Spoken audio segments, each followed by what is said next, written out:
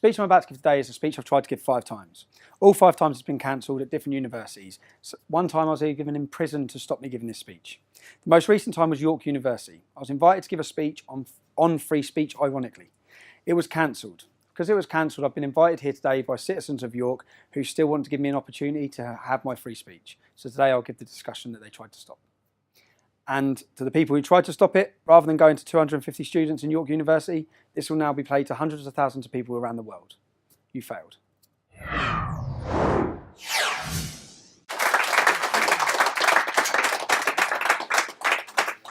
I'll start off with thanks for making me a bit taller. All right. First of all, the speech I'm going to give you today is going to be about free speech and what I'd say is exposing the British police state. I'll start off telling you about where I'm from. Most of you already know. I'm from Luton. Luton is rated as one of the roughest towns in the UK. It has the highest poverty levels in the UK. One of the most deprived areas of the UK. It has a lot of problems. Regardless of religion, it has huge problems. Now, I'm not here to pull the wool over all of your eyes about who I am or what I've done in my life, yeah? Because I've been no angel. I'm not claiming to be polishing my halo. Yeah? Growing up in my town, I've never seen racial tensions, which is a completely diverse town. I've only witnessed religious tensions. The town is divided between Muslims and non-Muslims. We have a population probably of 30 to 40% that are Muslim. We have 30 mosques. I could probably stand here and talk non-stop for 2 months about Islam and multiculturalism. That's not what I'm going to speak about. I'm going to speak about the British police state and free speech. And George's phone. So, the country I thought I lived in prior to starting my activism in 2009 is a very different country to that I now accept I live in. And I think that as we move through this, some of you have views on the country we're in, and by the end of it, I think hopefully unfortunately, they may change. By the end of the speech, you might view the country in a different way. I'd say there's 3 levels of activism: disbelief, disappointment, and acceptance. Everyone will go through those 3 levels. I've been through them. Yeah? I think most of you, when you start hearing the stories I'm going to tell you about the British police state, you'll be in disbelief. Then you'll be disappointed, as I was, that the country I loved seemed to hate me back. Then you'll be in acceptance, which is where I am. I accept we live in a post-free speech era. Most people give up once they get through these free processes. Pressure is something that's going to come up a lot as a tactic, yeah? And it's a reason for that. It's a way of silencing and stopping. And this may get repetitive because I'm going to talk about arrest after arrest after arrest, motivations for these arrests. I'll start off talking about how it all began, why it began. It started with a soldiers' homecoming in my hometown of Luton, where our soldiers were parading through the town. Now, I was there that day. I've grown up in Luton. I've witnessed Muslim demonstration after demonstration after demonstration. On this day, I witnessed large numbers of Muslims attacking our soldiers, spitting in their faces. One of the soldiers' mum's face, they spat in her face. And I watched the police reaction, the way they policed it. They didn't search them, they didn't stop them, they didn't put cameras in their faces. They actually protected them. They arrested members of our community who were outraged and angered by what was happening. Now, if we go to the first video here, this is just a quick snippet of a protest in Luton. These are the things I've witnessed growing up.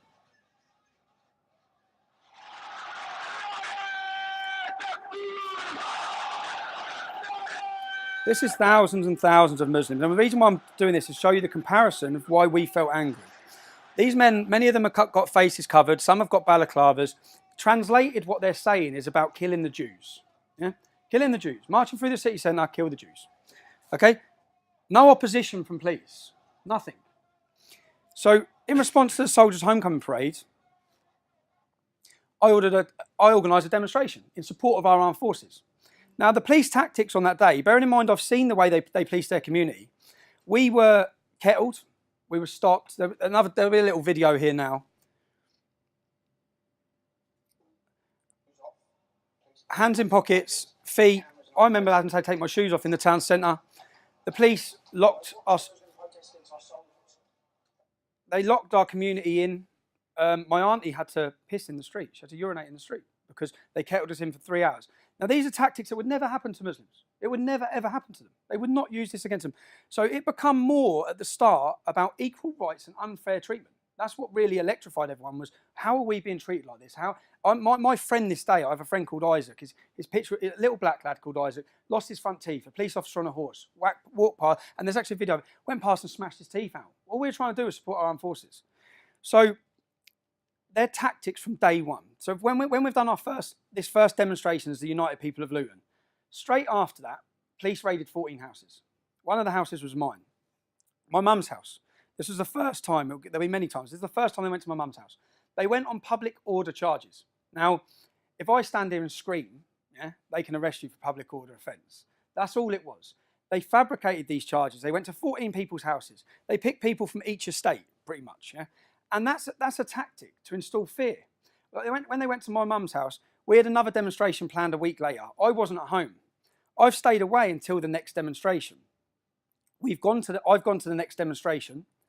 The Home Secretary then gave banning orders for all protests in Luton for 3 months. The 14 people that have been arrested, the police gave bail conditions. You're not allowed to enter Luton Town Centre 24 hours a day, 7 days a week. This was the first time I'd witnessed fraudulent cases against people in order to restrict bail conditions in order to limit their freedom. Yeah? This was the first time. So after the second demonstration, I contacted the police to hand myself in. Obviously, you've raided my mum's house. I must have broke a law. You want to see me. We don't need to speak to you anymore. So they didn't need to speak to me because the Home Secretary had given them powers which they were literally just trying to give us via bail conditions anyway. These tactics work. Do they scare people? Yes, they did. Even my close friends at the start, yeah, Tommy's been arrested. Everyone's been arrested. It puts fear. And we had a third. That was the second demo. We had a third demo planned. On the day of the third demo, there's a lot of problems. It was all getting highlighted to the whole country what was happening. We had a third demo planned, but we cancelled it. My cousin Kevin that morning, Kevin Carroll, many of you may know him. Kevin was about 40 years old at the time. 6 o'clock in the morning, he's been raided. I remember getting a phone call. I was laughing at the time. I found out that Kev's been arrested. And he had been arrested, and this is where they choose the dates. So he'd been arrested on the day of our third demonstration. The offence he'd been arrested for was the original soldiers' homecoming, when Muslims were screaming in our armed forces' faces. Kevin, on camera, called them wankers. That's it. He's never been arrested in his life, never been in trouble in his life, lived a straight life his whole life. Here he is getting dragged out of bed at 6 o'clock in the morning, taken through the courts for calling terrorists, because most of them now are in jail for terrorism, for calling them wankers. That same day, and they held that arrest for that date to prevent the third demonstration, but which we'd cancelled anyway. That same day, I'm driving in my car. Police pull me over. I'm arrested on suspicion of driving a Ringer, a stolen vehicle. Yeah? The vehicle I had was on finance from brand new from Vauxhall. Okay? It was a straight, legit car. Yeah? And they arrested me, they seized my car, and they raided my mum's house. So this is the second time in a number of weeks they've gone to my mum's property. They raided my mum's house looking for number plates, they said. 2 weeks later, all charges dropped. Now, what have we done? What's happened for police to be coming into my family's house twice now in a number of weeks? What have we done? We've organised a protest to support our armed forces. That's it. That's what started it. Charges drop. Charges drop will become a common theme in this case, in this story as well, because time and time again, these charges that are fabricated are just dropped. Yeah? Again, 9 months after the United People of Luton, the English Defence League, many of you may know, it sprung up, it spread like a wildfire across the country. 9 months into the EDL, we had the first demonstration for the Scottish Defence League planned. I've gone to Luton Airport. I'm flying out to Edinburgh. I'm arrested by Special Branch.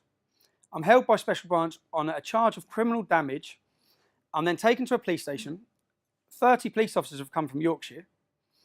The crime is criminal damage. You know, on the top of these hotel room doors, the little metal connector. At a hotel that I've stayed in Leeds, £30 criminal damage was done in the hallway to a door. I apparently fitted the description of the man that had done it. So 15 police officers at my wife and kids' house with machine guns, 15 police officers at my mum and dad's house, seized all electrical goods. Their warrant said they could take electrical goods to see if I'd booked the hotel. Yeah, this is what it was all about. They took my dad, 65 years old. This is the third time they're in my parents' house, my family's house. And this is all pressure. It's all intended to get your family distraught, upset, And it works because, as any of you could imagine you started expressing your political belief against something, and in 3 times your mum's door's been kicked off. Your wife, when I lived in that house, when they come with machine guns, my daughter was at the nursery. The lady who ran the nursery was 3 doors up. My wife wouldn't take the kid to nursery again after that. It works. My wife was crying, coming home, crying her eyes out. It works. And it is political. And so this charge of criminal damage, Yorkshire Police had come down. I was due to speak at a demonstration in Bradford about grooming. Grooming at this point was still hidden. The police's tactic was still to hide it. No one knew about it. Yeah? We were talking about it. The police officers that come down from Yorkshire, when they bailed me on the criminal damage charge, they bailed me. My bail conditions were not to contact the EDL. Yeah? Not to send an email. These were all bail conditions put in. The bail date was the exact time. I had to go to a police station at the exact time we were due to protest in Bradford. Yeah? This had nothing to do with a criminal damage at all. Yeah? This was used as an excuse to get in my house, seize my computers, get intelligence. At the same time, when I come home, my wife said, one police officer spent 6 hours at that file. Because their warrant didn't allow them to take paperwork.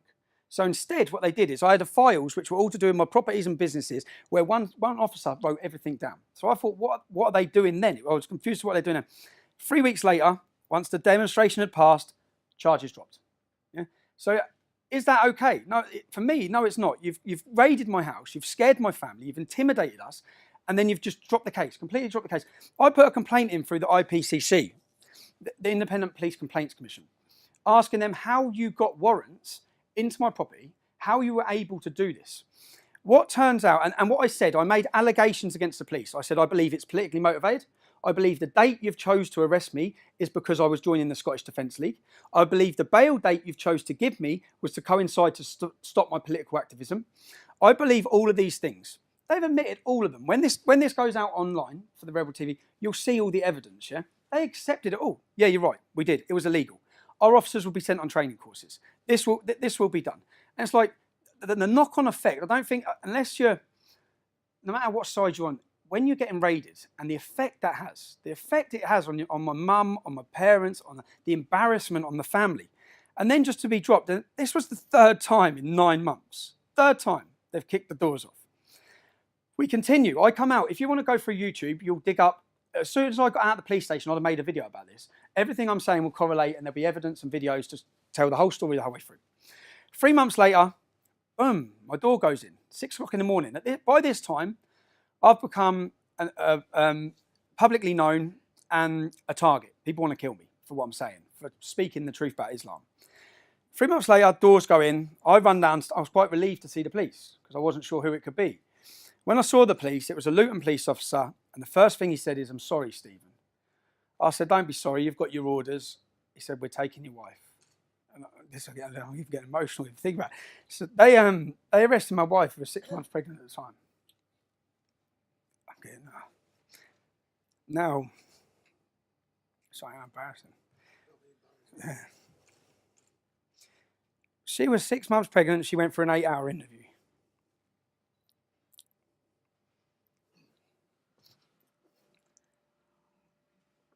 They arrested me as well.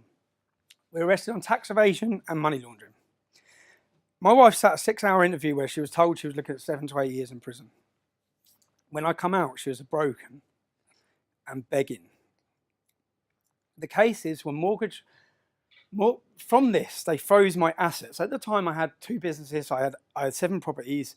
For a young man, I was successful and doing well. My passion was making money. But then the reality for me was it didn't matter how much money we make or how much we want to move into nice areas. The problem will be left to our children for the next generation if we ignore it. What have I done? This is the 4th time of arrests. What have I done? I've started speaking about Islam. That's it. What have we done? What has my wife done? She's done nothing. Now, we were rebailed. My wife answered bail, and so did I, every 6 weeks for 3 years. And every time, so waiting all the time for the case, waiting all the time for the charge. They closed our businesses. They put us on a restraining order that meant you're allowed £250 a week to live on. Now, if you spend over that £250 a week, you get 18 months in prison. These orders were brought in to deal with terrorists. They were being put on us for speaking about terrorists. I'll be honest, out of everything I've dealt with over 8 years, this was the most difficult thing to deal with because it was something getting punched, getting aggression, I could deal with that. This was impossible to financially live and have any ambition to do anything. This lasted for 4 years, this restraint. 4 years. It's unheard of. No charges brought. I had no charges brought. So this innocent until proven guilty. The Labour government passed these new laws where they didn't need a crime. When they come in to arrest us, they didn't have a crime. They're looking for one. They didn't have a crime. And when I say they went back through, they forensically investigated everything I'd done in my life, going back 10 years. And when that didn't work, they forensically investigated everything my mum and dad had done. Everything my wife had done, everything her brother-in-law had done, everything my cousins had done. In the middle of all this as well, I've gone to football. And as I said, I'm not here to pull the wool over your eyes. I'm not here to lie to you. I haven't lived I've made mistakes in my life, yeah, as everyone does. And as a young man, I did. I went to a football match where I was arrested on another charge. I was arrested outside a football stadium, and for nothing related to football. And I was that charge was subsequently dropped. When I answered bail for that charge, they said that I swore outside the football stadium. 2 police officers said I swore. Yeah, I thought, well, that's nothing. Yeah, I was taken to court. Then it became apparent why. I was convicted for swearing outside a football stadium. The headlines in the newspapers were I was convicted of a football hooligan riot. I was convicted apparently for calling them sheep shaggers. Yeah? Luton were playing Newport, England versus Wales. Yeah? It was a football match. Now, what became apparent when I was prosecuted and convicted, they produced a map. This map showed, which when this goes online, you'll see the map. This map showed where I was and wasn't allowed to enter for the next 3 years. I was not allowed to step in the Muslim community. They actually drew a map around it. I was not allowed in my town centre on Saturdays. I was not allowed in the train station on Saturdays. So here you had, again, this is the first chance I'm seeing that you are limiting where I can and can't go, and you're using football legislation to do that, yeah? Which has got nothing to do with football legislation. But you've used it. This happens again, time and time again. And anywhere, so now I can't work. I can't go to football, which was my passion as well. I love football. I can't work. I can't go passion. This tactic of what they wanted to do actually backfired because it made me the most dedicated leader to the English Defence League they would ever get. Because that was what I had then, yeah? And I was angry. I said, if they didn't do this restraint, if they didn't arrest my wife, if this didn't happen, I wouldn't be standing here talking because I never would have been able to continue leading that movement and live a life. But because they took my life, I had the movement left. So it didn't really work. Even for example, I was getting married 2011. The night before the wedding, all the men go for a meal, yeah? All the men meet up. We had a meal booked for 32 people. These are just little things. It may not seem like a lot, but it's anywhere and everywhere you move, they pressured. I booked a restaurant in a place called Billy's in Harpenden. Harpenden is a beautiful little English, wealthy area, yeah? In comparison to Luton. So people from Luton will go to Harpenden for a nice time, yeah, to get away from Luton, yeah? Now, we had a table booked. The afternoon of the thing, I get a phone call saying, sorry, we've cancelled your table, from the owner of the restaurant. So what do you mean you cancelled my table? She said, we've had the police in. So I said, look, just wait there, I'm coming to see you. So I went to see her, I walked in and see her, and she said, you? I said, yeah, because I've been going to this restaurant for years. Now, the difference is, in this restaurant, this is a completely, exclusively white town, yeah? There's no black people there. Most of my best friends are black, right? So people in this town would remember. I've been going there since 17, 18, 19 with my group of friends. So the manager said, you're always in here. I've had the police in here telling me there's loads of far-right racist troublemakers and there'll be trouble here tonight. We'll have to have police on duty. I said, I'm coming for a meal. I'm just coming for a meal with all of my family from the night before our wedding. So it didn't work because once she met me and she knew me, and my cousin used to work in the venue, so I spoke to her. She allowed us to have the restaurant, but every little place that they could employ a little bit of pressure. And we haven't even started yet on where it goes. So I was ready for threats. When I started this, I've grown up around Muslims. I know how they work. I know the hostility. I know the anger and the violence. I ended up getting 6 Osman warnings. An Osman warning is a government warning saying that people wish to kill you. That they have intelligence that someone's planning to murder you. Yeah, I could deal with that. At this time, police, 6 Muslims were arrested with guns, bombs, IEDs on the way to blow up the English Defence League. Yeah, they were in prison for 30 years. I then had a Muslim with a shotgun went for my cousin in Luton at his house. Yeah, it was all over the media. Now, the police then sat us down. They sat us both down and offered us new identities, witness protection, new identities, new lives, new everything. What have we done? What have we done to need new lives? What acts at this point have we done? We've organised demonstrations. We've started speaking publicly about Islam. And here we are with 6 government warnings to kill us, terrorists in jail, and now getting offered new identities. Part of the new identities where we'd have to give up what we're saying, never say it again, change our place, even move us country, the police were talking.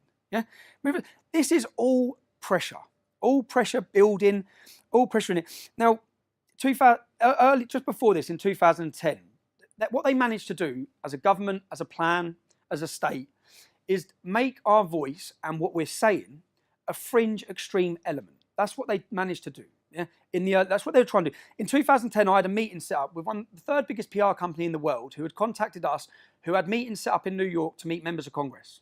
So I flew to the airport. I landed at JFK Airport. I was arrested as soon as I landed. I was held for 6 hours. I was told straight that the British had asked them not to let me in. Now, why don't they want us let in? Because our message may go mainstream if we're set with influential people.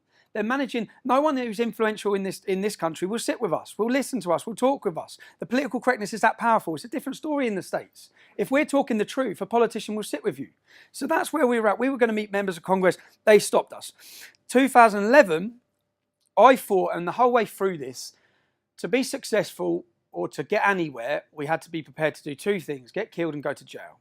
Because if we weren't willing to do that, then no one would have listened anyway, because no one would have heard what we're saying. So 2011, I decide, I know I'm not getting in America, so I think I'm going anyway. And I think I'm morally right to go. And I'm going with a warning to America of what's happening here. I go.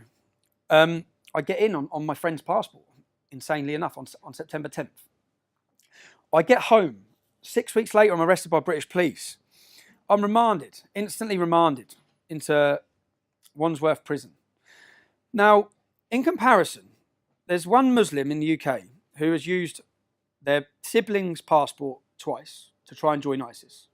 I didn't try and join ISIS. I went to New York for 2 days. If I'd have known I was going to get 10 months in jail, I'd have gone for at least 2 weeks. But I ended up getting imprisoned, and I spent 22 weeks in solitary confinement because my life had gone so chaotic. I was neglecting my family. I was English Defence League, English Defence League, English Defence League. That's it. Yeah?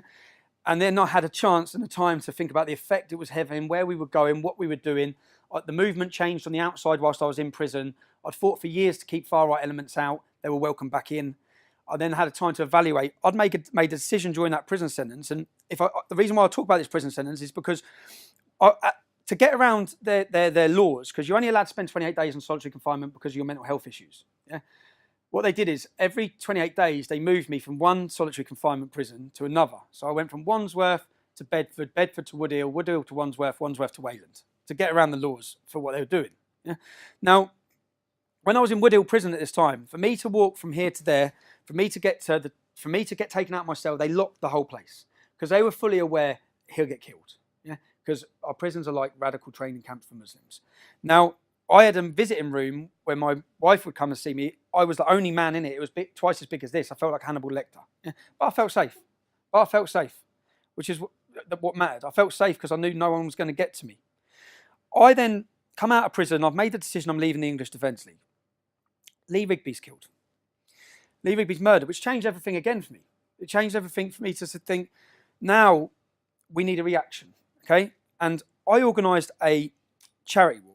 Now, you'll see the footage now of the... Some of you would have already seen this. We'll see the footage of the charity walk. Get back. Arrest him for assault. Arrest him for assault. Arrest him for assault. Arrest him for assault. Arrest him for assault. That's all. Listen, we just been... You've got to get these 2 numptins. How come he hasn't been handcuffed? How come he hasn't been handcuffed? How come he hasn't been handcuffed? If we do in the year 2013 in London. Mike, look, we've been arrested on Armed Forces Day doing a charity walk. Yes, this is year 2013 London. Okay, come on, mate. Because we want to walk. Unbelievable. We were doing a charity walk at that time for this darling Amelia May. The police the night before the charity walk come to see me. They come, Scotland Yard police officers come see me in Luton. I met them in Luton and they sat down and said, we don't want you to walk through Tower Hamlets. Now, my charity walk was going from A to B, a straight line. I said, why not? They said, because of the Muslim community. I said, what about it? They said, well, the mosques. I said, I walk past 8 mosques every Saturday to go to football in my hometown. We're sitting in a Muslim restaurant. I met them in a restaurant called Imak Grill, which is a Muslim-owned restaurant who I went to school with a kid, full of Muslims. I sat there like, look around you, this is where I live. What are you talking about? And they would rather you went around. You'd rather me take a, 10-mile detour? Because there's some Muslims there. I said, that's my capital city. For me to get to A to B, are you telling me I can or can't? They said, no, we're not telling you can't, we're asking you. I said, well, no, I'm not. I'm going to walk from A to B. Okay, there's no zone that I'm not walking in London because there's a few Muslims in it. So what it turned out is that the Muslim leaders had come out publicly and said, we don't want him walking through our community. Now, some people, this would sound far-fetched and amazing to. I'll go back to another story. So in Birmingham, we were holding a demonstration. Now, I read online that a Muslim had hit a police officer with a brick and he'd been arrested. I then read on one of the Socialist Workers' Party websites, chat forums, that 200 Muslims with the imam had turned up to the police station and they'd told him they better release him. And I read that the man was released without charge, yeah? Now, I didn't believe it. So now I've had a meeting with Birmingham Police, the hierarchy, about a demonstration. And I've run it by the copper, our liaison officer. And he said, yeah. I said, what? What, you let him go? And he said, well, look, we have to weigh up a situation, Tom. Yeah? If those Muslims would have rioted in Birmingham and it would have spread to Bradford, to Oldham, he said, we could have nationwide riots over one man, over an arrest. I said, that's insane. I said, so who's in charge of the law in Birmingham? Is it you or is it the imam? I said, it's the imam. It's not even you. So when you see this, if I'd have walked through Tower Hamlets, they've already been warned. It was in the paper. They've been warned by the leader of the East London Mosque. We will not control the youth. Yeah? They've been warned of a riot. This is Aldgate. That was at Aldgate East Border. So Tower Hamlets is say there. Yeah, I get to hear they let 2 men walk in front of us who assault us. Now they'd have thought we reacted to it. We didn't. It was a pure setup. I guarantee those 2 men are police. They worked for the police. They'd done that to then arrest us. I'm then arrested. Now, this is where the collusion comes up. The Crown Prosecution Service are supposed to be independent from the police. So the police would arrest you, gather the evidence, put it to the Crown Prosecution Service. They decide if you're arrested. Now, you can watch the long version of that video. We are walking, we get attacked, we are then arrested. Right? Now, you've already been wrongfully arrested. We're charged. I'm then charged by the police, taken to court 3 times. Why?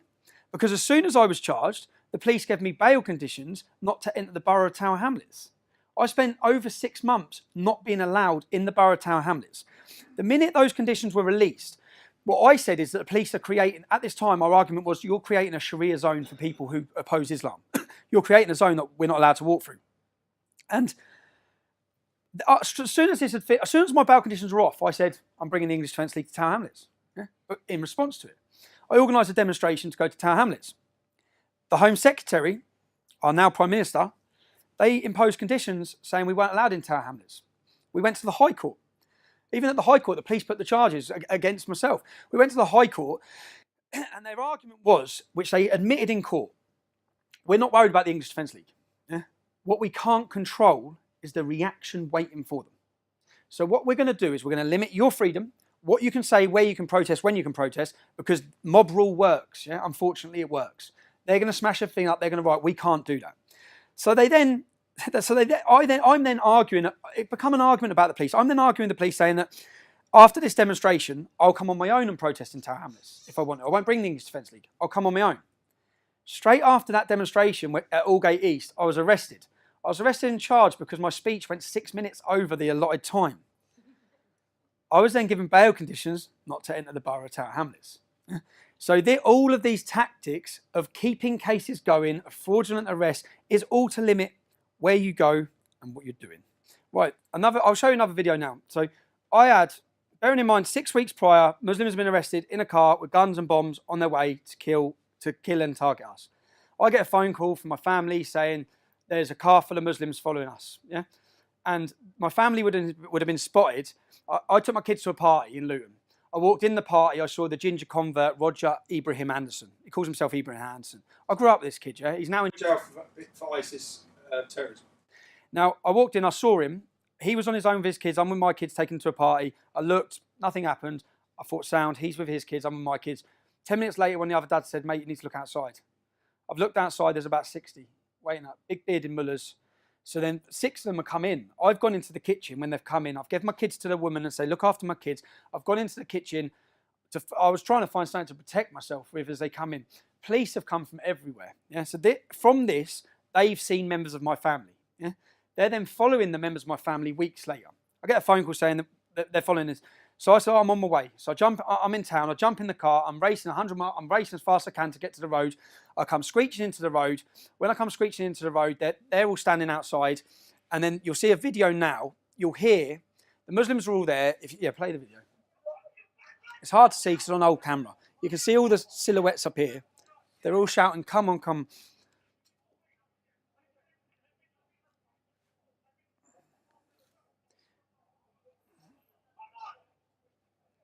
There's more police cars coming. They're outside our house. Yeah? This is in a cul-de-sac where they don't live. What was the police's reaction to this?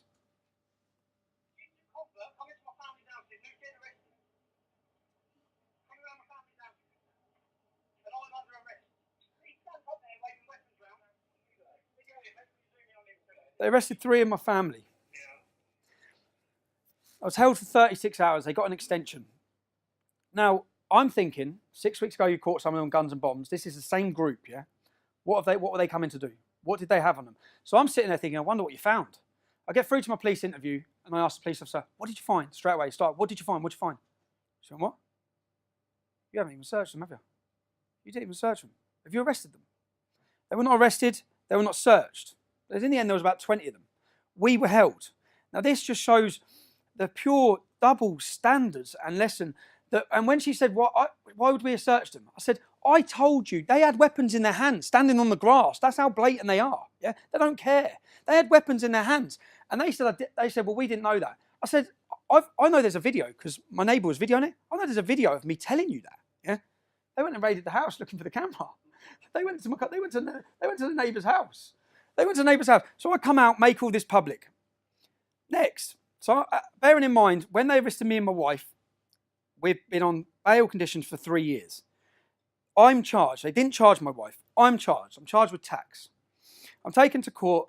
Their whole case of why they've done this, they say I owe them £137,000 tax.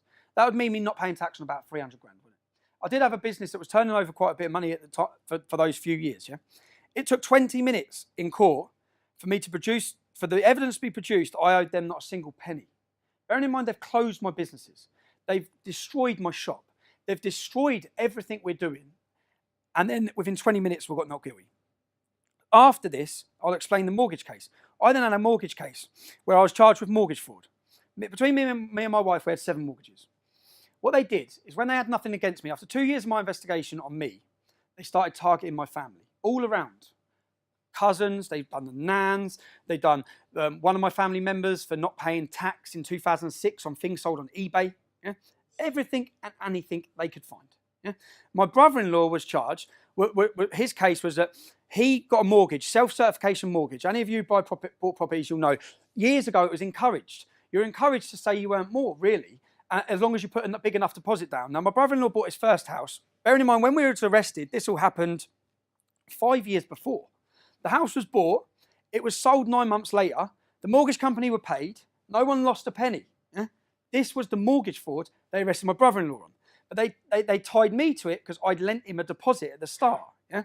So this was the case. This was the case. Now, at this time, you have to understand that I have many family members who have good careers, good jobs, and good lives, yeah, within my family, who were terrified. Yeah? Terrified of being involved in a court case, a huge court case with me, because that would mean they're exposed as related to me, and they become a target. Now, this tactic was working perfect for the police because this is a pressure tactic, and it worked. I went home with family members crying, who are crying and begging, like, this is your fault. And I said, you're letting them win. This is what they want. This is why they're doing this, yeah? Now, I've had a not guilty on tax. The minute I got the not guilty on tax, the mortgage is the next week. The first thing they did then was my wife, who's been on bail for 3 years, they said, set a date in court straight away, set a date for Jenna to stand trial. So I'm got not guilty on tax. They had no case. They then set a date a week later that my wife's going to go into court. So no one knows what my wife looks like. You all just have to look online to see what response I get when I walk around our hometown. Yeah? My wife doesn't get that because no one knows who she is. So it's a bit of security for me is that she walks down the streets with the kids and it's all right. Yeah? So I've managed to keep it like that. I live two separate lives. I've had to go home and say, Jenna, you're on trial next week.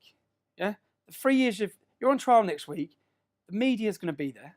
There was Muslim and far left organisations sitting in the gallery waiting. Yeah, the date's just been given out, and this is all part of their game or part of their tactic. I view it all like a game of chess. So I think, what are they doing? What's next? What's their outcome? What are they doing? That night, I went home. I told my wife, "You're in court next week." 4 o'clock in the morning, and because I've filmed everything 4 years. I had someone covering me at the time. The cameraman comes straight to my house. Police come to my house at 4 o'clock in the morning, counter-terrorism. They said, you've been named in a list to be killed at all costs by Al-Shabaab. Al-Shabaab are a terrorist organisation who 6 weeks prior had done the Kenyan shopping mall massacre. Yeah. So then my wife, who's going to have to go to court next week, yeah, I have to say, terrorists are going to kill us. Terrorists want to kill you. They want to kill me. All of this, and then I'm questioning, have I been named, or is this part of the pressure? Because they've got no evidence on me. I'm walking on this case, yeah? But they've got little stupid bits of evidence for tax and irregularities against 5 or 6 of my family. Yeah? So I know the whole time, which I kept saying to my family, when I get to court, this isn't about you, it's about me. Yeah? I'm getting offered a deal, I know I am. So, and again, my views are my views. They're not my wife's views. They generally are not my wife's views. She despises it. So I get to court. I say to my wife, I walk into court, I'm offered a deal. Plead guilty to these charges, we drop the family. Yeah? The charges they wanted me to plead guilty to would have resulted in 5 years in prison. And again, all of this is documented through documentary makers, which will be coming out soon, is I walk outside and I ring my wife. I say, look, I've been offered a deal, I'm getting 5 years, but don't worry, everything's dropped against you, blah, blah, blah. My wife's crying hysterically, saying, please don't, 5 years is too long. Bearing in mind, we know I haven't done it. We know what this is all fabricated in order to get in a position. So I go back in and refuse the deal. I say, I'm not taking the deal, because 5 years is a long time as well. It's a long effect on my kids, and at the time I'm weighing it all up. They then swear the jury in. They swear 3 Muslims in on my jury. 1 PCSO. So I'm sitting there thinking, how can you have a PCSO as my jury? Yeah. 1 PCSO. I'm ready to go through the trial. Just before the trial stops, they stop it. Stop. They come out again, because bearing in mind, they can't have me getting a not guilty. Because if I get a not guilty for everything they've just done, everything they've fabricated, I'd be able to destroy them on what they've done. Yeah? So they offer me a deal again. Now this deal, the first thing I say to the solicitor, what's the maximum I can get? Maximum I can do. He said 18 months. I weighed it up. 18 months means serving 6 months in prison. I'm taking that straight away, and they're leaving everyone else. So I say, give me an agreement. I want it in writing. When this goes online, you'll see all the written agreement. Yeah, the written agreement was, we will drop the case against your wife. We will drop the case against Neil, which was another relation. We will drop the case. We will not take proceeds of crime, which means all the assets they've had frozen, my properties, will be released back to me. Now, I took that deal, so I went to jail. I got 18 months. Bearing in mind, what the crime was that my brother-in-law filled a mortgage form out wrong. The mortgage company didn't lose no money. No one lost no money. I'm then taken to Wood Hill Maximum Security Prison. That's one of the worst prisons in the UK, where it houses some of the country's most prolific Muslim terrorist extremists. I'm took there for this. Someone's filled their form out wrong. As soon as I get there, the difference is that when I was in there in 2011, 2012, when I was in there on solitary confinement, as I've said, they locked the whole prison to get me from A to B. This time, I'm just put straight on the first night centre. So straight away I'm thinking, well, this ain't right. I'm going to get killed here. The door opens. It's a Royal Marine, an ex-Royal Marine who's now a prison officer. And he said, when we come to get you, do not leave this cell. Your life depends on it. Yeah? I went, all right. Shut the door. Half hour later, my door opens. He's there with 2 other men. Yeah? You're going B-wing. I said, I'm not going anywhere. Yeah? He stepped straight in. If you don't go, I'm going to arrest you. So he was giving me a way out. I said, arrest me then. Yeah? He arrested me, took me straight to the way you get arrested. You go to the block. Yeah? Took me straight to the block. When he's talking to me, he said, you know where they were taking you? I said, where? He said, you know the 6 that are in for planning to kill you, that got 30 years? I said, yeah. He goes, they're putting you with them. He goes, Rach, I've got the name. I don't think I put the name in my book. The woman who, because I checked who made the decisions afterwards, the woman who made that security decision to put me there, like even that screw that told me, he said, she'd have been done for corporal manslaughter. Yeah, she would have got done because you'd have got killed. But you're dead then. Yeah? So there's no help. So the next day my solicitor's come to see me. This is in the prison. So I've gone to see the solicitor. I've sat down with my solicitor. Afterwards, there's a waiting room like this. The door's open on the waiting room. I've seen the beards straight away. I got locked in the room. Yeah? I got locked in the room and violently beaten up and battered. The Sun newspaper run a headline saying, like it was funny, Tommy gets done. Yeah? Tommy gets done. And it was Muslim. So I lost my teeth. I was beaten up. And they're supposed to be, that cannot happen. There has to be a duty of care in prisons for prisoners. You're not allowed to put, if someone's from one gang and someone's from another gang, they're not allowed to be near each other. Yeah, that's what they do. You're putting me, the most prolific and hated man from Muslim terrorists, because I've committed blasphemy and criticised their prophet, and you're giving me on a plate to them. The only thing that I was lucky was that I could tell by the Muslims, when they locked me in the room with them, they didn't know I was coming in. Because their faces looked like, oh my God, he's in the room with us. Yeah? And then it just went off. But if they'd have known I was going to be in that room, they'd have had Chivs, they'd have had Blaze, they'd have been waiting, and I wouldn't be here. Yeah? But someone pulled strings to do that.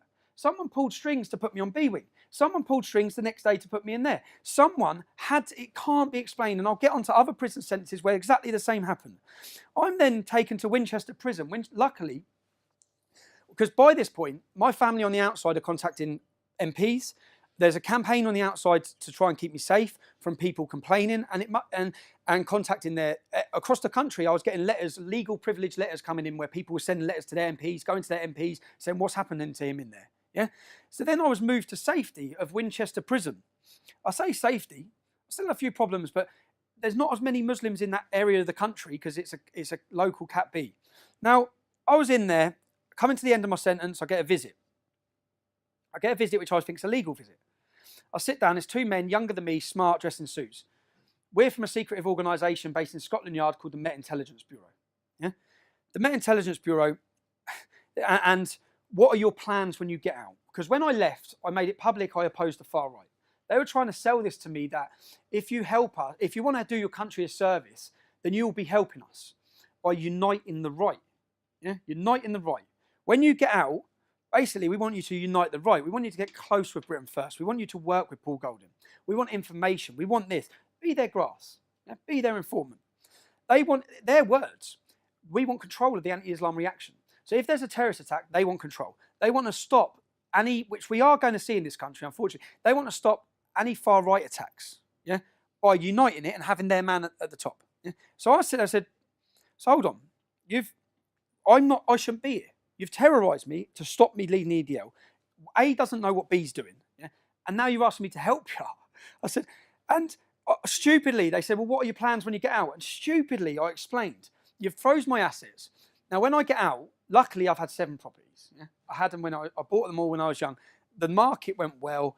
They were in loot, and I think like last year they went up 20%. I've been lucky. When I get out, I'm selling the properties. I'm getting back in the building game. That's what I'm doing when I get out. I said, you will not hear me talk about Islam again. Because that's how I felt at that moment. Being in prison, away from my kids again, away from my wife, I thought, I've done with this. I'm done with it.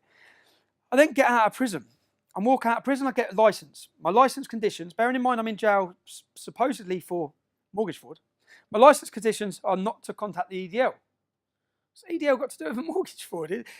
That is the clear, and again, all of these things will be put into the video.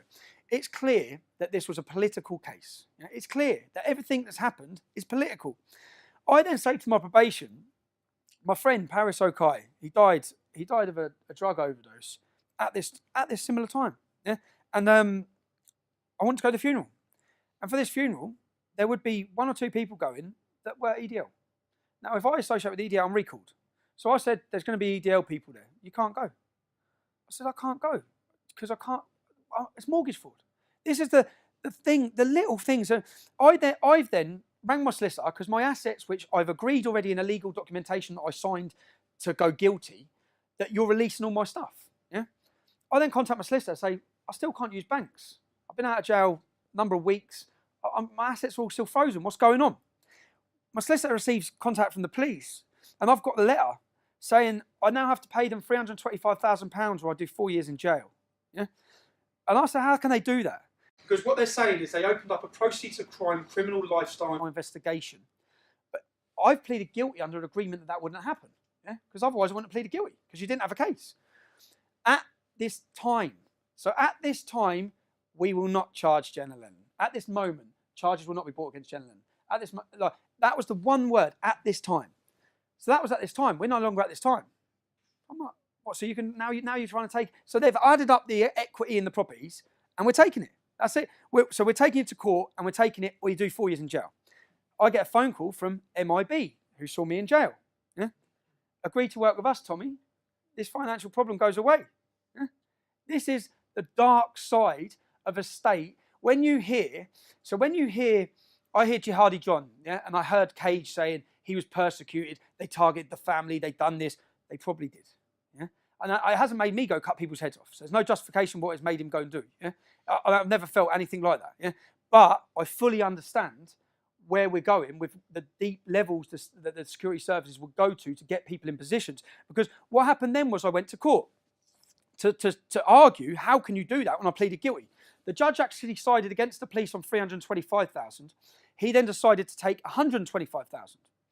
I walk out of court. I'm contacted by the police straight away. The court order's been given. I've been given a legal documentation. I've got to pay 125 grand. We'll make it so you pay £1 a month. You'll never have to pay that money. Yeah? I said, I'll pay the money, man. I'm selling the house. Piss off. It's not happening. Go away. Yeah? What they thought was they'd had me in checkmate position, yeah? Where I ain't going to want to give them 125 grand. I'm going to give them information or agree to work with them. Never happening. That's why I said I'm not going to be anyone's bitch or grass. It's not happening. I've actually got now, thanks to a donation campaign that was put up recently, I've had a country's top QC go through this case. I've got it in black and white documentation, which will soon be put to the courts, that everything they did was illegal. That the money they took off me was impossible to do. Yeah? If it's any consolation, I've been told, the judge, the prosecution, and the defence all got it horribly wrong. Well, that's a mistake. That's not a mistake. You got me in a position where you had me, where you thought I'd work for you. This is where it gets worse. I'm then driving in a car, and all of this again, I've got the documentations, I've got the interview tapes. I'm driving in a car, I'm pulled over, three cars block me in. You're arrested for burglary. Burglary, house burglary. House burglary. Now, many things I've been or done, or people would assume with me. Yeah? Burglary? I'm then bailed, and at the time, I'm trying to work this out. I'm out of jail a month. I've got another 8 months left on licence. And I'm thinking, when you're on licence from prison, if I fail a drug test, yeah, for your arrest on burglary, they drug tested me. If I'd have failed the drug test, I go straight to prison for 8 months. So in my head, I'm thinking that's what this is about. Yeah? I then get released on bail. I get home. My wife says, Winchester Prison's been on the phone. You've left property there. So I get the number. I've still got the number. Yeah, she gives me the number 0207. I thought, that's not Winchester, that's London. I ring the number. Tommy, it's Ollie from MIB. Yeah? The predicament you're in. I'm not in a predicament. He said, you are. He said, because if you're charged when you answer bail in 2 weeks, you're going back to prison for 8 months on recall. Yeah?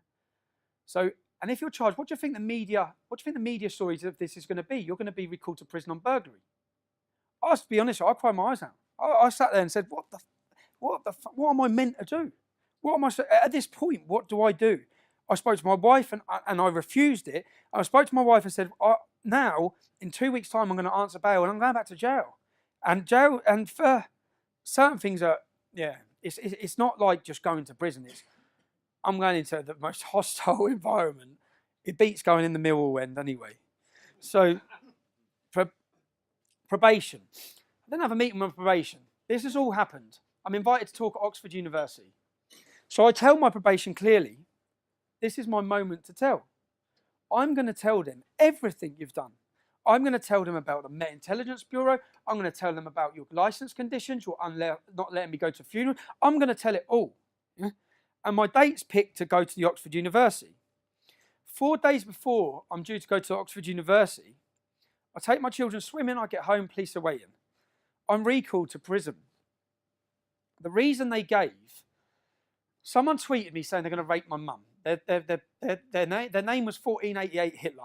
Yeah, so it was a Nazi. It wasn't a Muslim, it was a Nazi. I get as many threats from them inbred Nazis as I do from Muslims. Yeah. So 1488.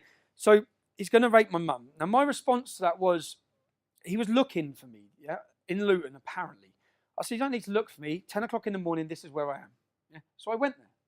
When I went there, police and probation are there. This is at the time. What are you doing? What are you doing? They said, well, you've told someone to meet you here. I goes, oh, so you saw that they said they're going to rape my mum.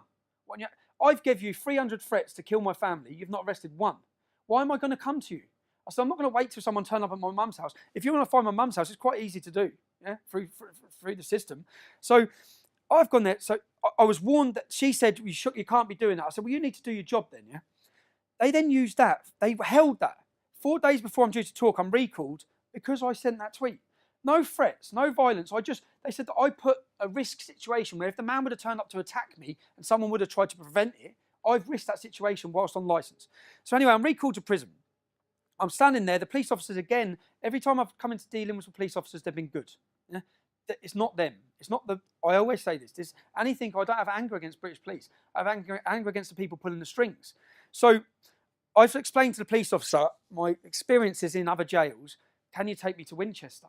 Because where I live, my local prison's Bedford, where I'm in immense trouble here. Yeah, if you take me there. So he's rang the probation. This lady, Sue Bowman. He's rang her up. She said, nope, it's all sorted. He's going to Bedford. So I've been then taken to Bedford prison. I've walked into Bedford prison. I've looked at the first reception man. Remember, this is my local prison. I've looked at the man. I said, have you got a brother called Mark? And he did. I knew his brother just by his face. I said, I know your younger brother. And then he went through the system. So he's looking on the system at how many Muslims are on which wings and how long they're serving. Because that's a big difference. If I get put on a prison wing with Muslims serving 28 to 30 years, they're going to kill me. If I get put on with some doing 6 months, I might get in a fight. Yeah? So we've gone through it all. We've established that the majority of Muslims serving the most sentences are on A wing. The safest place for me is on B wing. He's gone upstairs to see the governor. He's come back down. I'm sorry, bro. I said, what? And I've got all these He said, I'm sorry, you're going on A wing. I said, we've just established we've just done that. He goes, I know. I'm sorry, man. I said, give me a pen and paper. So I wrote out 6 pages to the governor about what his legal duty is for my safety. And the people in there and what they want to do to me. Yeah? He's come back and said, you're going, mate. You're going on B wing. Now, I've had to react in a safety way that when I get in there, remember, there's cells on the wings. There's cameras on the wings. There's not cameras in your cells. Yeah? So on the wing, everything's on camera. So I've got to then, in my mind, I've got to kick this off, yeah? To get put in a position where I'm safe. So I've gone in at 10 to 12. I've come out at 12 o'clock for dinner. I've walked straight into the canteen and said, which Muslims want to have a problem then? Yeah? And I've then started fighting in the canteen. And if I hadn't done that, I'd be getting it in my cell by 10 men. Yeah? Because I should not be in that position. And bearing in mind, I'm on a 28-day recall. So I'm then put in there, and I've come out. So I've then been arrested. I've got all the paper, put on solitary confinement. I'm safe. Yeah? I'm getting out of here. I'm seeing my kids. Right? I come out of prison. I sit down again with the probation officer, who I know that she's the counter-terror lead, and that's who's dealing with me. Yeah? I had to see him once a week. I had a friend who'd done manslaughter, who was seeing his probation officer once a month, and I'm like, oh, why have I got to see mine once a week? A mortgage form was filled out wrong. Now, Oxford again. What they didn't realise is I've arranged to talk at Oxford again. So when she sat down, I said, I'm talking at Oxford in 2 weeks. I said, and you just added longer time to my speech about what you've done. Now, 4 days before it, I dictaphoned the conversation. They come to my house again. And she come to my house and said, if you speak about Islam, if you speak about the Quran, if you speak about Muhammad, if you speak about the police, you're going back to jail. So I went, all right. I said, I'm still doing the talk at Oxford. Yeah? Now, if you watch my speech at Oxford University, I come out and say, the speech I wanted to give you, I've not been able to give you. I can't give it. Go dig it up. I said, what I'm going to talk to you about today is my life. And I didn't mention Islam, didn't mention the Quran, I didn't mention police. Yeah? Because I wasn't allowed to. And I said, that's free speech. And you can watch and see that at the start of my Oxford speech. And I said, yeah. Now, after this, I'm due to talk at the House of Lords on the 22nd of July. 22nd of July. Room booked. I'm giving a speech at the House of Lords about this. Yeah? I've managed to get a friendly acquaintance in there who's going to let me tell the story of free speech, let me tell the story of the police state, let me tell this story. 8 days before I'm due to talk at the House of Lords, guess what? I'm arrested. I'm taken to Luton Police Station. A fat police officer, huge, come in and said, we can work, we can help you, you can help us. I've done this for counter-terrorism. I know I've got 8 days left of my licence. Yeah? 8 days. So in 8 days, you can't do anything. So I don't care. Yeah? Do your best. You've got 8 days. I'm sitting in Luton Police Station. I'm taken to Peterborough Prison. I'm not even given the reason why I'm recalled. I'm taken to Peterborough Prison, And again, this is when I come out of prison each time. I come out of prison, so I'm not going to break any laws. No, I'm not going to get in trouble again. I'm not going to do anything. I'm not going to put my children through this again. And here I am twice in a situation again where I'm having to kiss my kids goodbye for something that I ain't done. And 8 days I'm recalled for. My license runs out on the 21st of July. Yeah? They held me past my license. They held me to stop me talking at the House of Lords. And this was all in the papers. It was all at the time. He's been recalled. And guess what happened when I'm recalled? So I'm recalled. I tell the prison when I get there, you know who I am. Lock the door for 8 days and open it. Yeah? Because if you put me out there, we all know what's going to happen. I'm telling you, I'm in fear for my safety. Yeah? I'm telling you that. Right? That's what's going to happen. Put me straight on the wing. They put me on the wing with 4 Muslims who at the time, again, I've got all their names and the case that they were on. They cut a man's nose and ears off. They stabbed him to death. They're on the wing with me, 2 doors up. I walk out and I didn't go off my instinct. What I did in Bedford, the reason why I didn't go off my instinct, because I thought if I can try and ride this out for 8 days, if I do something like I caused trouble, I'm going to get longer. I want to get home. Yeah?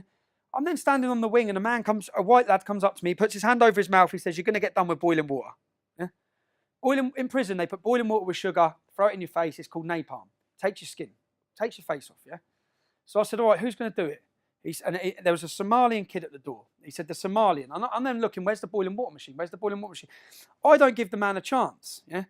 This was on a documentary called 24 Hours in Police Custody. I walk over, before he has a chance to turn around, I'm hitting him. Yeah? I'm not waiting for that moment. And I shouldn't be in that position because I've already told you that's going to happen. Right? I'm held. I explained the situation to the prison. I told you what was going to happen. We know what was going to happen. I've prevented it happening. Yeah? I'm released from prison. This is where it changes. Their tactics of targeting me for years, targeting my wife, targeting my mum. Change of tactics. Change of tactics now is the kids, in front of the kids. Yeah? So I then go on holiday, 2-week holiday for my wife and kids. I land at Luton Airport. The police are waiting at the airport. They arrest me in front of my wife and kids. Got 3 suitcases. They leave my wife there at midnight. I'm arrested for a racially aggravated attack on the Somalian who was going to do me with boiling water in prison. Yeah? I'm then prosecuted. And by this point, I mean, I've given up. I've given up fighting because they can do what they want, and I know they can. Yeah? At this point, a friend in Canada set up a campaign to get me the best legal representation that money can buy. And it was for the first time ever, people donated in a huge way. Yeah? And I had the best legal representation. So I went to this court case. And when I was arrested, first of all, the clip that they showed me of me walking over and beating up this Somalian, the clip that they showed me was literally just that. And what I said at the time is, you need to cut 20 seconds before and 20 seconds after. You'll see the man stand next to me talking to me. You'll see him come up to my cell afterwards. Yeah? You'll see that what I'm telling you is correct. We hold on. They're not answering requests from the solicitor's office for the footage. They've only got that little snippet bit. When we get to court, we haven't got the footage of the 20 seconds before or after. Yeah? Luckily, I had a QC who tore it to pieces. He said, "Where's the documentation? Where's your computer system?" They wouldn't give us the representation from the computer system that would have showed them I was in fear for my life. I walked on that case for a not guilty. If I hadn't had that legal representation, I'd have been sent to prison again, in a position that they wanted me in, where my life is in danger. I've tried to give this talk about these issues so people can hear what they've done and what's happening. I've tried to give this 5 times. Edinburgh cancelled, Durham University cancelled. Each time I've got somewhere booked in to give it, pressure's been put on to cancel. Why? What have I done that warrants this? Again, that's what I'll ask. What is it I've done? I speak about Islam. I tell the truth. I'm honest about it. That change of tactics from my wife to then my children. You've had the arrest in front of my children. Now, my daughter was moving to the bigger school, yeah? So I had to sit her down in the summer and I had to tell her who Tommy Robinson is because she didn't know. Yeah?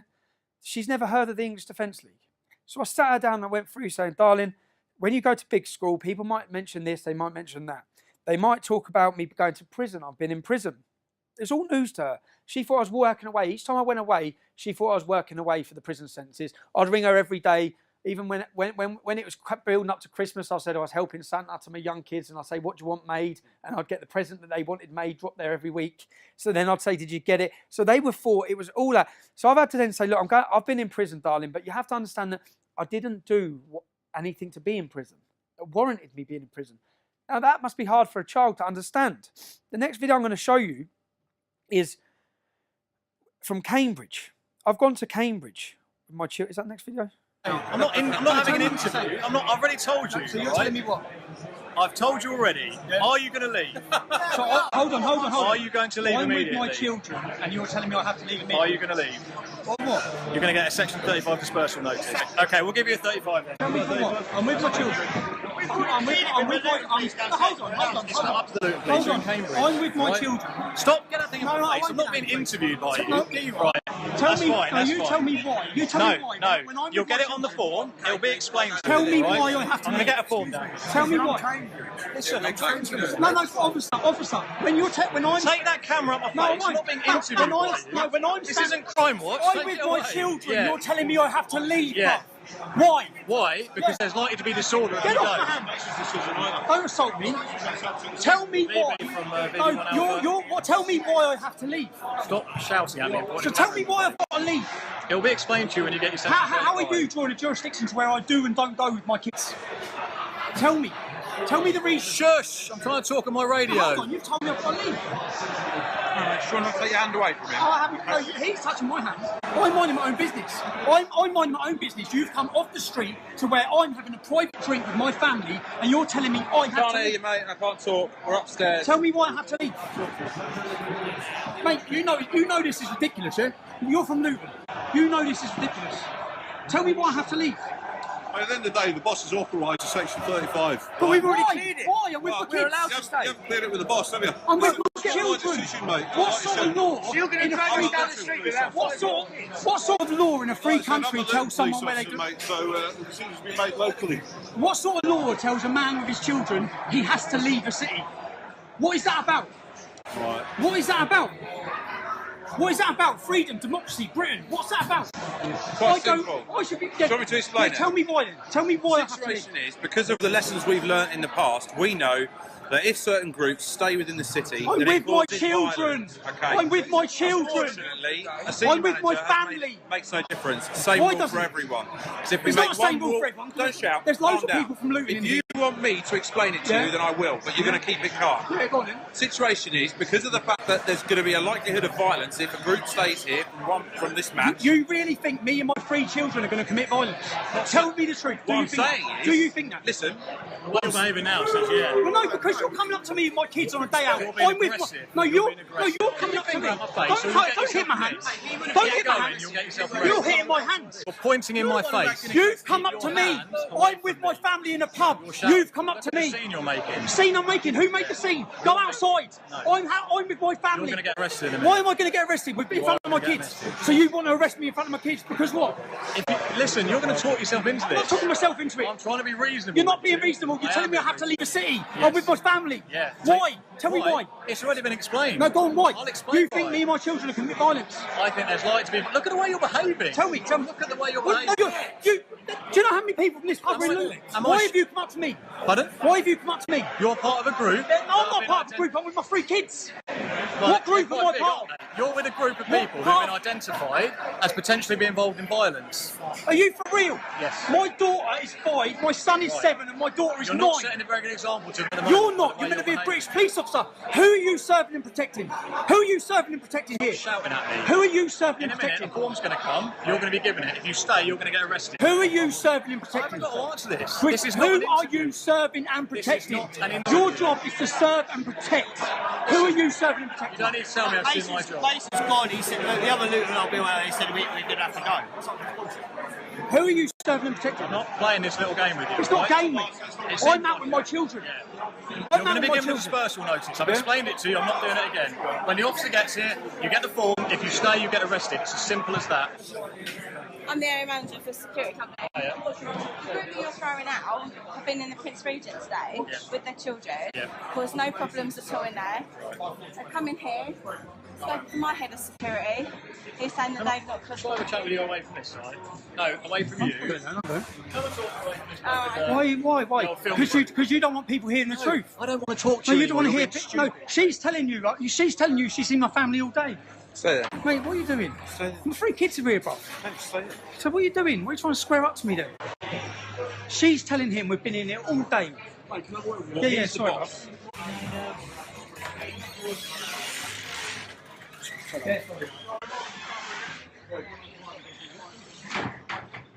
I've already said you're not been good as gold or I know, but I'm not. That's my missus and all. Three misses, yeah. Fair play. Respect her. Because she's just told him straight. I've told the cop that you lot have been there.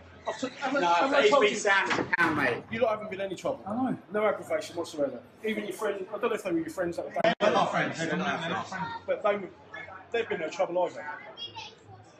We're not, girls, we're not getting forced to leave. We're not. You alright? Sit down. My jacket. Where's your jacket, darling? Spencer, where's your jacket? No, Mason. Oh you shit, left yours he's in just the brought the car. jackets down. Have you got his jacket? Do you think you can set a good example? Yeah, yeah. That's all. Poppy didn't bring No, he's looting. He I know doesn't he agree is, with it's us. embarrassing. Go get your jacket, Spencer. No, he's here. Mate, he's on that side.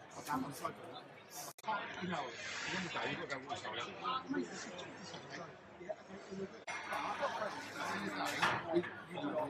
Guys, the one playing too. Yeah, you go find your kids. Go find your kids. Come in. Go find your kids.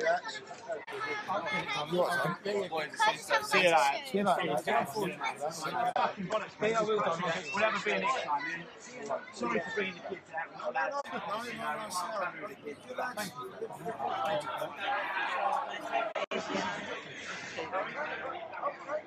Yes, mate, I agree with you. I mean, it's not like you haven't been abusive once or anything, so I don't get All it. this is every angle they can get. Lee, I'll shout you, brother.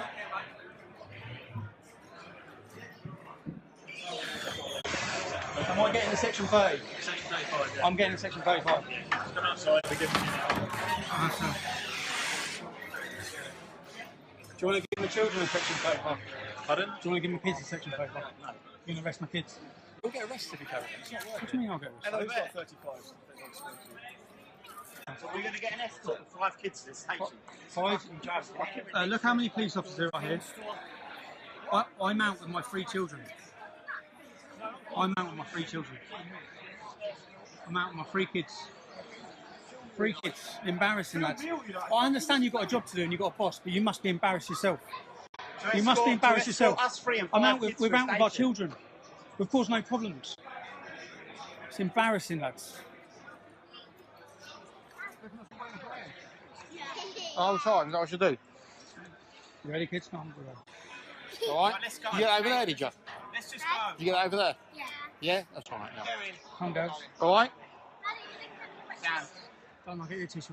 We have to go. Come on. Come on, kids. Sorry. Come on.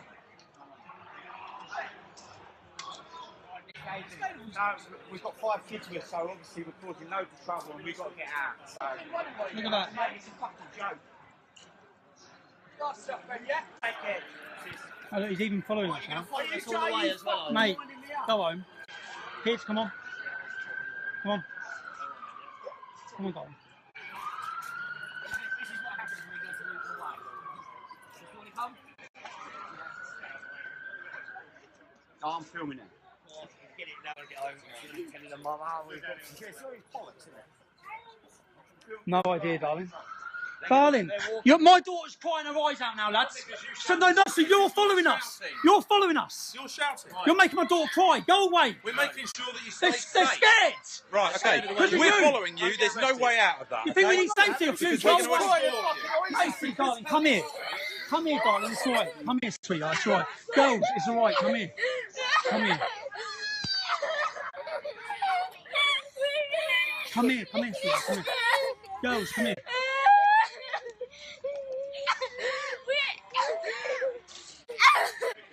You've terrorised my family. You've terrorised my children.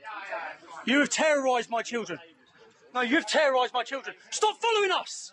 You've terrorised my children. You've terrorised my children. They're kids trying to watch football. You've terrorised them. You've caused this, you bully.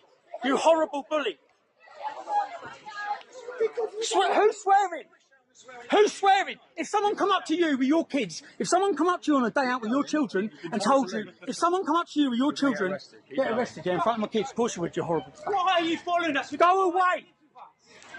Kids, it's alright. It's alright. It's alright. Get right down this one, man. What? Bells is right. Bells. Macy, come in. Macy, relax. You're scum. You're scum. You know it. Look at them. Look how scared they are. You're horrible. Go away. Stop following us.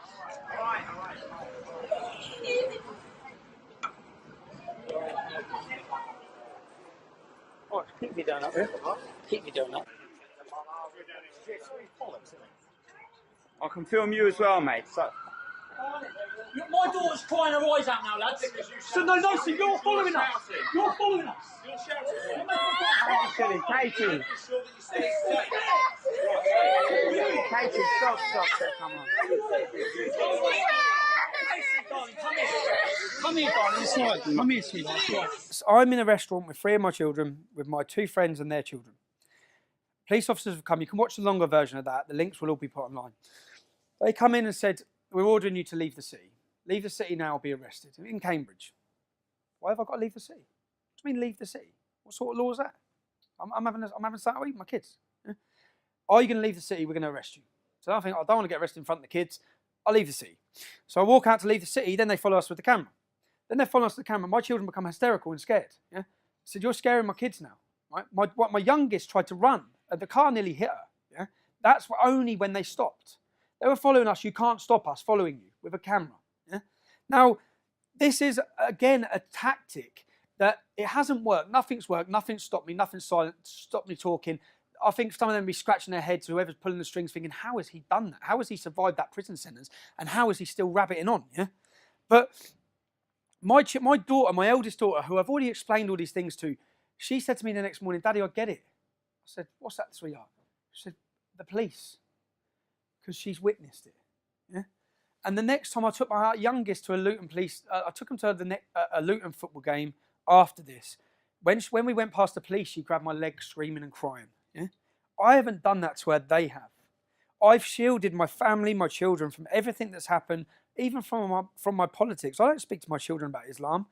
They're children. They don't need to hear about Islam. The school, unfortunately, teaches them about it. So I've gone to the Euros. I've gone away to the Euros to watch football. I've got to France. My wife's rang me up. Police were all over the house. What time did they go to the house? 3:45. Right? Kids getting in from school. Police, meat wagons at the house. What are they at the house for? They're at the house I return. The next video you'll see. So I go to the Euros. I spend 2 weeks in the Euros. My mum at the time is ill. I get a phone call saying she's been rushed into hospital. So I come straight home.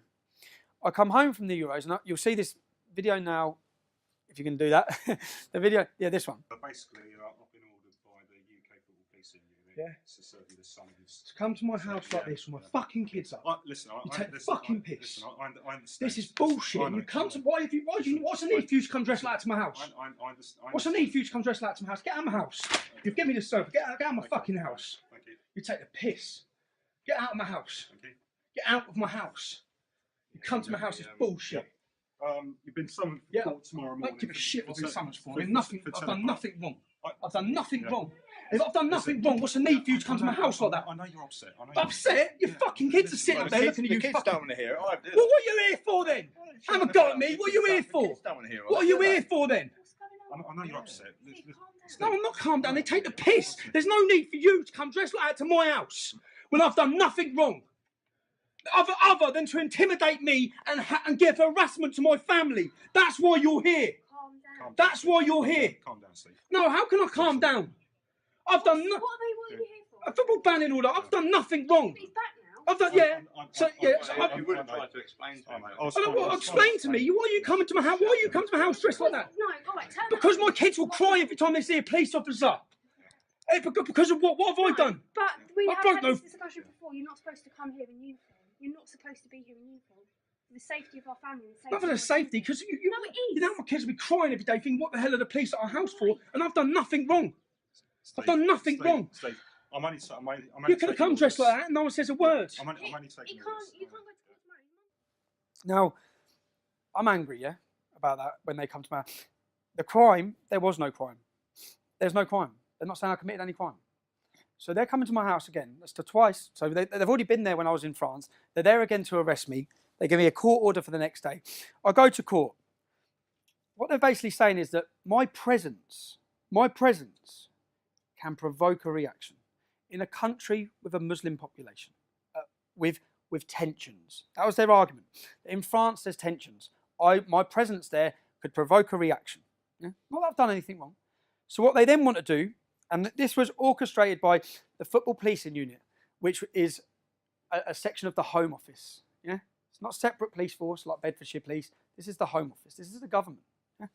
So when they got the leader of the Football Policing Unit up on stage, up in the court, my prosecution to say, who's decided to bring this case against our client? He said Bedfordshire Police. When they got Bedfordshire Police officer up in stage, he said, I've been forced to do this. When asked in court, you've been forced to do this. Who's forced to do this? The Football Policing Unit. The man who just previously in the dock said Bedfordshire Police were bringing the case. Yeah? So then what they put in to give me was a 5-year ban. A 5-year ban of Luton Muslim community, a 5-year ban again where they failed previously to give me the same as the 3-year ban. I've got these maps that they tried to prosecute. Now, this is 1984. Yeah, the judge's summing up, which went in the papers, was this case is vague, cagey, and dishonest. Yeah, and again, what would I say the tactics are in front of my kids again? The last 3 or 4 things that have happened. You know, after that Cambridge incident that you saw, yeah, I go to Germany. I'm in Germany with Pegida. My wife rings me up crying outside the school. What's wrong? The police have pulled her over outside the school. Cambridgeshire Police have come. I am about to sue Cambridgeshire Police. I'm taking Cambridgeshire Police to the courts because everything they've done was illegal. The money that was taken off me was illegal. That case, this football policing case, where they tried to give me a banning order with no evidence or no crime. Yeah, they just wanted me banned for 5 years. They wanted me not able to leave the country when England play, etc., etc. Now that cost me £6,000 to defend. I haven't got that back. The judge is summing up. The judge's summing up was cage, vaguely dishonest, giving back his money. Yeah. In between summing up and afterwards, the money never come. I've said, where's the money? Why haven't they paid me back the money? They've made a decision they're not going to pay you back the money. Yeah? So now I've got to go for a judicial review, another £2,000, in order to say, give me back the money. So whether they win or not in court, they win. Or the pressure or the tactic or the reason and the motivation for them doing it works. Because as you've seen, my children have been hysterical, my wife's been hysterical, my mum's been hysterical. Now, as a conclusion, which I would have been saying to the students watching this or anyone watching this at home, you have your views, I have mine. Yeah? I'm not here to force my views on anyone. That's it. If they can do this to me, they can do it to you. Is this freedom? Does this sound like a free society? If I hadn't told you the names, locations and places during this speech, you'd be thinking I was talking about Russia, China or North Korea. That's a reality. Not the land of freedom and democracy anyway.